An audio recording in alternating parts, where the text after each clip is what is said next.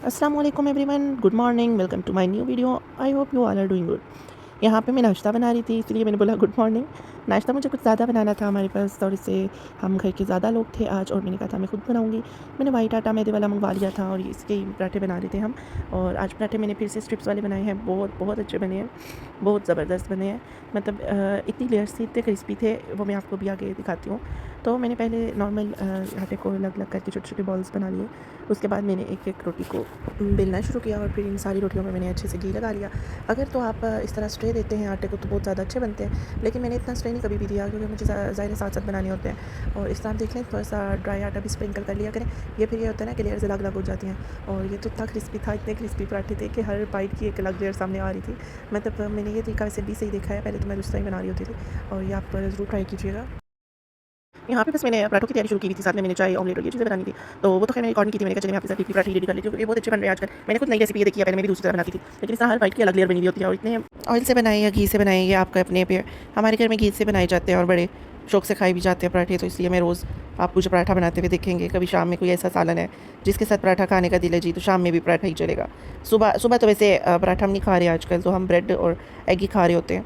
तो सुबह के टाइम तो मैं नहीं बना रही होती पराठे तो मैं अक्सर शाम को कभी बना के देती हूँ। और अभी तो संडे का नाश्ता था, और सैटरडे संडे तो आपको पता है फिर सब ने मिल बैठ के जब नाश्ता करना हो तो फिर तो खाया जाता है पराठा ही। खैर, नाश्ता कुछ घरों में लाइट सा किया जाता है, कुछ में हैवी सा किया जाता है। हमारा वीकेंड पे तो अच्छा खासा हैवी होता है, बट नॉर्मल डेज़ में लाइट होता है। यहाँ पे हमने कुछ शॉपिंग की थी, मैंने कहा चले मैं आपको सरसरी सी दिखा देती हूँ। मेरे पास इतना टाइम नहीं था कि मैं खोल के एक एक चीज़ दिखाती, तो फिर मैंने कहा चले इस तरह सरसरा सा आप देख लें।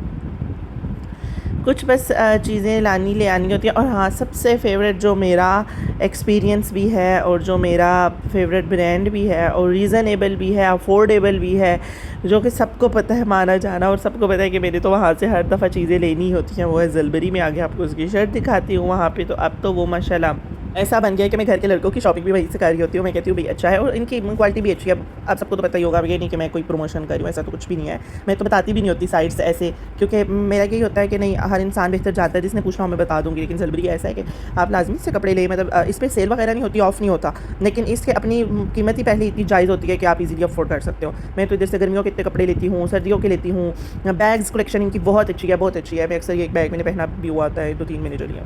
खैर, मेहमानों के बाद रात को मैं बहुत ज़्यादा थकी थी, फिर हमने सोचा चलो हम चारों जो भी हैं, वो भी एक कपल थे, हम बाहर से कुछ खा लेते हैं, ब्रीटो जैसा खा लेते हैं। तो क्योंकि मैं सारा दिन लगी हुई थी कुछ ऐसे कामों में कि जिन्हें तो बिल्कुल भी मुझे एक सेकंड भी नहीं मिला था, और उन्हीं के कुछ काम थे, उन्हीं के साथ एंगेज थी फुल डे। तो बस फिर हमने ये बहुत मज़े से खाना खाया, बहुत मज़े से खाया। इसके बाद हम मेहमानों से फ्री हुए, जब वो चले गए तो फिर मैं रूम में गई, अपने सारे कॉर्नर्स जो मैंने सामान इधर उधर फेंका हुआ था वो सेट करना शुरू हो गई। करते करते करते रात बहुत देर हो गई थी। फिर मैंने कहा चलो कोई नहीं, ये सारी चीज़ें बस एक दफ़ा 1-2 दिन ही लगेंगे, कोई इतना बड़ा इशू नहीं है। मसला ये हुआ था कि पहले मैं दूसरे रूम में थी, फिर अब मुझे अपने रूम में आना था, तो उसके लिए बहुत ज़्यादा फिर दोबारा से सामान इधर शिफ्ट करना, चीज़ें सेट करना, और करते करते करते बस थोड़ा टाइम लग गया था।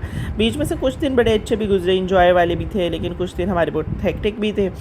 खैर, करते करते फिर नेक्स्ट डे मेरे पास कुछ भी नहीं था आइडिया कि मैं क्या पकाऊं, क्या करूं। सालन तो मैंने बनाया था, बट सालन खाने का हमारा बिल्कुल भी इरादा नहीं था। तो हमने क्या किया कि एक अच्छा सा पालक वाला पराठा बना के खा लिया। ये बनाते हुए तो बहुत मतलब मसला कर रहा था, बार बार खुल जाता था, साइड से पालक बाहर निकल आती थी, बट खाने में ये बहुत क्रिस्पी था और बहुत अच्छा था। मतलब खाने में इसमें कोई इशू भी नहीं था, लेकिन बनाते हुए आज पता नहीं क्या हो रहा था, मैंने कॉर्नर्स सही से बंद नहीं किए थे। इसलिए मैं ये नहीं कहूँगी कि ये बिल्कुल परफेक्ट है।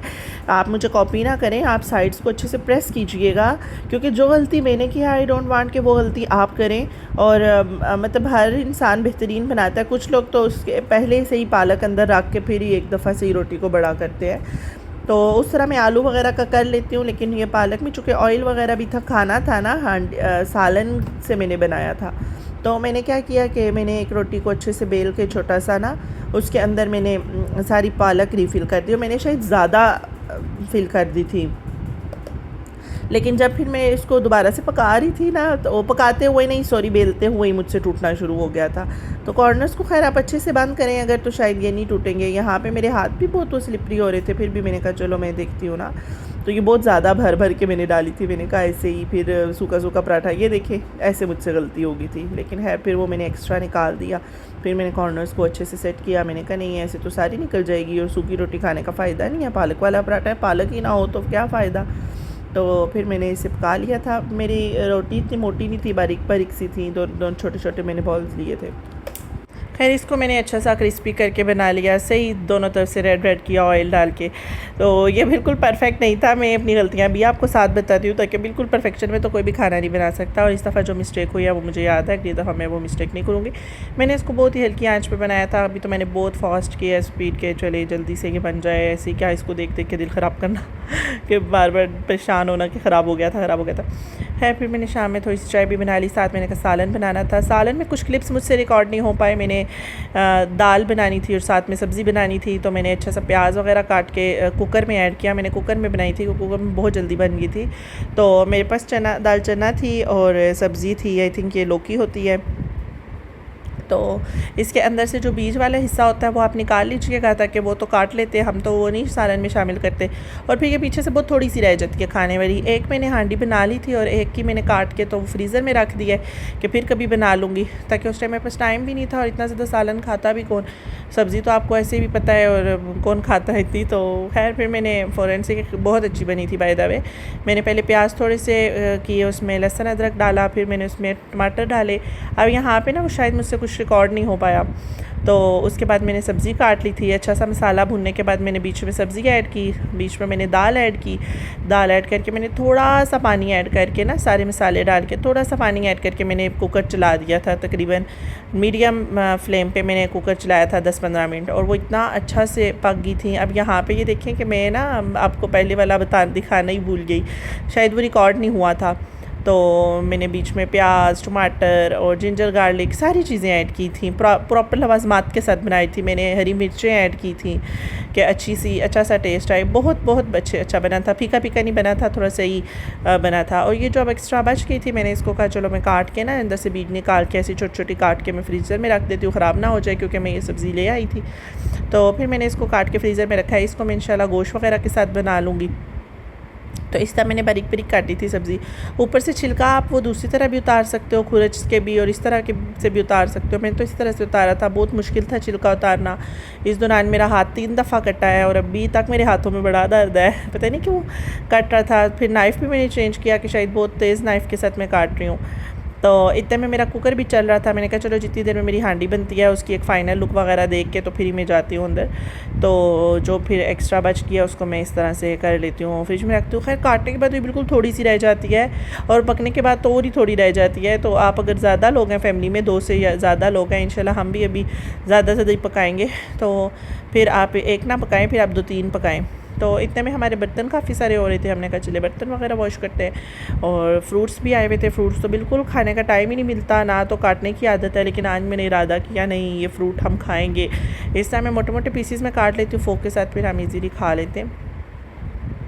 और ये जो बर्तन हमारी ज़िंदगी में रचे बसे हुए होते हैं, बस हमने मिलकर कुछ इस तरह से बर्तन वॉश किए, क्योंकि इतने में हमारे दोबारा से हमने कहीं जाना था, एक गैदरिंग थी और दोबारा से हमने बिज़ी हो जाना था। और बहुत फुल डे हमारा इंगेज रहा था, 1 सेकंड नहीं मिल रहा था कि हम आपस में भी बात करें। इतने में जब मैंने कुकर खोला, सालन की हालत कुछ ऐसी थी। फिर मैंने इसको अच्छे से फ्राई कर लिया। टेस्ट वाइज ये बहुत अच्छा बना था। वो क्लिप भी मोबाइल में शायद आज रिकॉर्ड नहीं हुआ। यहाँ पे मैंने अपनी दोस्त का कुछ पार्सल भिजवाने थे, वो भिजवा दिए। और फिर हम अपने कामों को निकल गए। अपना बहुत ख्याल रखिएगा, दुआओं में शामिल रखिएगा। मिलते हैं नेक्स्ट वीडियो में। अल्लाह हाफिज़।